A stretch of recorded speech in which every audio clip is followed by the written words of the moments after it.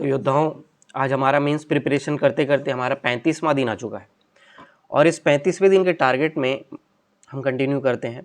और आज आपको टारगेट दिया गया है लोक प्रशासन में कंटिन्यू करिए। और पेपर 3 पार्ट 2 लोक प्रशासन, संविधान और छत्तीसगढ़ का प्रशासन 3 पार्ट होता है। मैंने लोक प्रशासन का कंप्लीट नोट्स जो भी सिलेबस में लिखा है टू द पॉइंट एकदम अच्छे से बना के 40 पेज में आपको दे चुका है। उससे बाहर लोक प्रशासन में और कुछ नहीं होता है। हाँ, अगर आउट ऑफ द बॉक्स कुछ जाके क्वेश्चन पूछे तब दिक्कत है, लेकिन लोक प्रशासन के सिलेबस में जो जो लिखा है उसका एक अच्छा सा नोट्स मैंने आपको बना के दिया है। इसके अलावा आज आपको छत्तीसगढ़ का प्रशासन, जिसमें न्यायपालिका, कार्यपालिका, विधायिका जो आता है, वो आप हरिराम पटेल सर की आप प्री में बुक पढ़े होंगे प्रशासन का टॉपिक, वही प्रशासन वाला टॉपिक को आज आपको कंटिन्यू करना है और उसको आज प्री के ही बुक से कंप्लीट करिए। इस तरीके से वो प्रशासन और लोक प्रशासन, ये 2 प्रशासन को कंप्लीटली 2 बार 3 बार पढ़ने का प्रयास करिए। 3 बार पढ़ेंगे तो भी वो याद नहीं होगा, उसको कम से कम आप 20-30 बार पढ़ेंगे तभी जाके वो याद होगा। तो अभी कम से कम 3 बार 4 बार पढ़ने का प्रयास करिए दोनों प्रशासन को।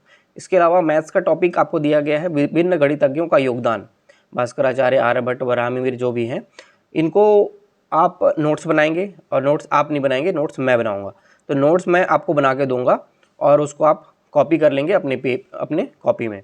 तो आपका गणितज्ञों का योगदान के ऊपर एक अच्छा सा नोट्स बन के मिल जाएगा। जैसे आप 10th की बुक में देखोगे तो उसमें योगदान अच्छे से नहीं दिया हुआ, बस उसमें परिचय दिया हुआ है, लेकिन सिलेबस में क्या दिया हुआ है? योगदान। तो योगदान पढ़ना है, तो योगदान आप कहाँ से पढ़ोगे? वो आप बहुत ढूंढोगे तो भी नहीं मिल पाएगा। मैं आपको नोट्स बना के दूंगा, उसी को आप योगदान के रूप में पढ़ो। और 10 अगर आप देखोगे मेंस के एग्जाम में मैथ्स का जो आता है उसमें 10 नंबर के क्वेश्चन में लगभग 90% टाइम्स ये होता है कि उसमें गणितज्ञों के बारे में ही पूछा जाता है। और दूसरा क्वेश्चन होता है वो रीजनिंग का हो सकता है, या फिर बहुलक जो सांख्यिकी वाला टॉपिक है वहाँ से हो सकता है, माध्यिका वगैरह, और या तो हो सकता है आयकर गणना। तो 10 नंबर के सवाल में आपके 4 ऑप्शन होते हैं। एक होता है गणितज्ञों, जिसमें 90% चांस होता है कि गणितज्ञों के बारे में ही पूछा जाए। दूसरा होता है रीजनिंग, तीसरा होता है सांख्यिकी, और चौथा है आपका आयकर गणना। ये टॉपिक आपके 10 नंबर में आते हैं। अगर आपको ऑप्शन मिले गणितज्ञों के योगदान और दूसरा, तो आप हमेशा गणितज्ञों के योगदान को ही बनाने जाएंगे। अधिकतर लोग क्या करते हैं, गणितज्ञों के योगदान अच्छे से पढ़ के नहीं जाते हैं और वो वहाँ पे वो रीजनिंग की क्वेश्चन बनाने लग जाते हैं, क्योंकि दिखता आसान है रीजनिंग बनाने में, लेकिन बन नहीं पाता है और वो थोड़ा सा उलझुल हो जाता है और हमारा समय लेके चला जाता है।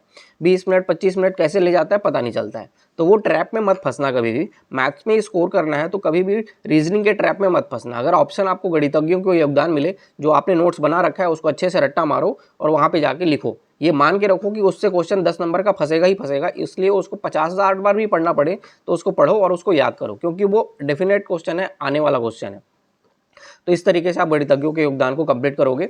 इसके अलावा कार्य और समय भी हमारा टॉपिक इस वीक का है, उसको भी प्रैक्टिस करते रहिए। उसके ऊपर भी हमारा प्रैक्टिस टेस्ट 1-2 दिन में मिल जाएगा आपको, तो उसकी प्रैक्टिस टेस्ट भी कंप्लीट करेंगे तो गणितज्ञों का योगदान और कार्य समय भी हमारा इस तरीके से कंप्लीट हो जाएगा।